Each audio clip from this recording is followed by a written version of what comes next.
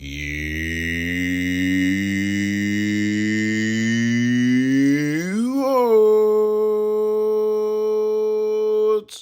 Greetings, fellow Watford fans. Omar here, and it's time for the youorns 10-minute take on Leeds 3, Watford 0 on Saturday at Elland Road. And really, I don't think I'll take 10 minutes to talk about this game because there's really not too much to say about it other than Leeds thoroughly dominated Watford. And even though I missed the first 58 minutes of the game, like a number of Watford fans who paid for the service on Hive Live to either watch or listen to the game, I can tell you that probably I didn't miss a whole heck of a lot. Well, except for a lot of Leeds chances.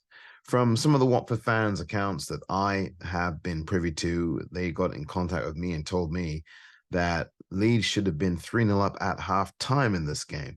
Well, when I finally got to be able to see this game in the 58th minute, it was still 0-0.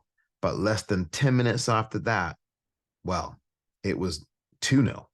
And by the time we got to the 80th minute, the game was pretty much over. Leeds scored 2 goals in a 4-minute stretch in the middle part of that 60-minute stretch. So around 67 minutes was the first goal. A poorly conceded goal by the Watford defense, and that became 2 poorly conceded goals as Leeds doubled their lead just before the 70th minute elapsed, making it 2-0 off a set piece that again was poorly defended. Leeds in the ascendancy and really were well and truly on top. Watford had an opportunity to pull one back and make the game interesting. Bakun with a great opportunity, but he couldn't get the ball out from under his feet, and he hit his shot just about 3 to 5 feet to the right-hand side of the right-hand post. And unfortunately for Watford, that would be as close as they would get in the second half to scoring, at least the 35 minutes of that half that I saw. Watford never really came close again after that. And that miss by Bayo, who has had a lot of problems dealing with sitters this season and putting them in the back of the net, proved to be the death knell for Watford, because literally less than a few minutes after that, in the 89th minute, Leeds would score their third goal and kill off Watford for good with that third goal, 1-on-1. And again, a poorly conceded goal in the Watford midfield this time, as Leeds players ran riot through that Watford midfield. And there was a 1-on-1 situation which was coolly dispatched past Daniel Backman and into the back of the net. 3-0 Leeds then, and it was really not a scoreline that they didn't deserve. They certainly deserved to win this game off the balance of what I saw in the second half of the game. And John Marks, who was doing the Hive Live commentary when I was able to get that commentary, actually said when it was 2-0 that the 2-0 scoreline certainly was something that probably didn't represent how dominant Leeds were in the game. So really, that's all you really need to know. And for those fans, as I said earlier, who saw the whole game, they were saying, at least a few of them were to me, Watford fans, that Leeds should have been up 3-0 at halftime. So when you see those kinds of accounts and you hear those kinds of things being said to you, you really didn't miss, I guess, a whole heck of a lot from a Watford standpoint with the way that Leeds played in that first half and into the second. But Watford definitely were not at the races in this game. I think from the 40 minutes of football I saw in the second half, I thought that Watford's intensity level was not up there as it had been in some of these previous games. And so I think the lack of intensity on the defensive end and on the offensive end for Watford cost them dearly.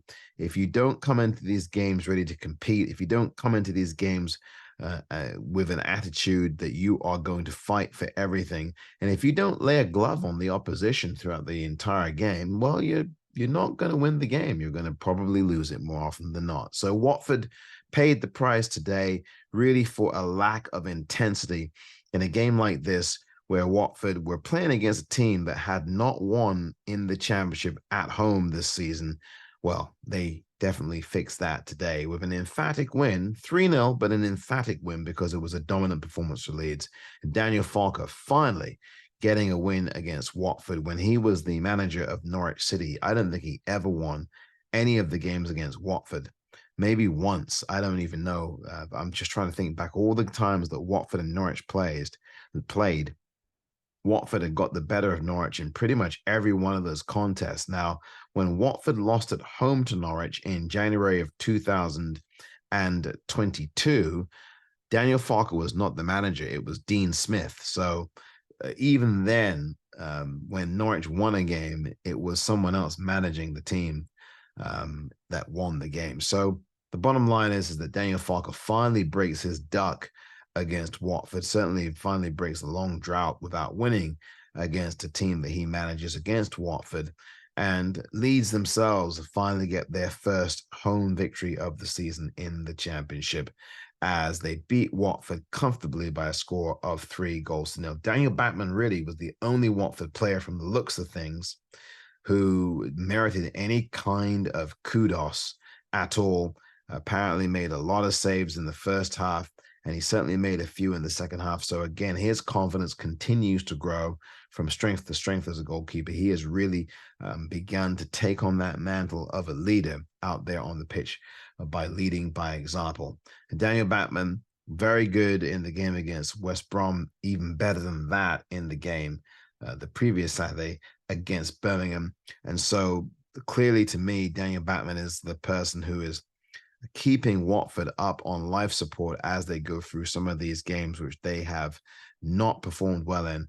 Look, the bottom line is the Watford defense has not been good enough over the last 3 or 4 games. Yes, there was the clean sheet against Birmingham just over a week ago, about a week ago now. But the bottom line is that if you look at the other 3 games around that game that Watford won, Watford have conceded 8 goals.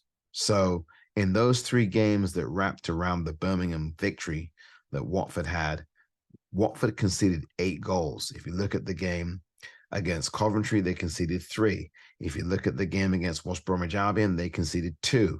And if you look at the game against the team they played today, Leeds, they conceded 3. So you can do the math pretty much there and see that that's 8 goals in those 3 games. So, and they kept the clean sheet, as I said, against Birmingham. But the bottom line is 8 goals conceded in 4 games is not good enough. It's a not good record, obviously, from a Watford standpoint. And I think Watford are going to have to look at this film, tidy things up, and assess where they are there and be better next time out when they take on Middlesbrough at the Vic. This has been the YouOrns 10-minute take.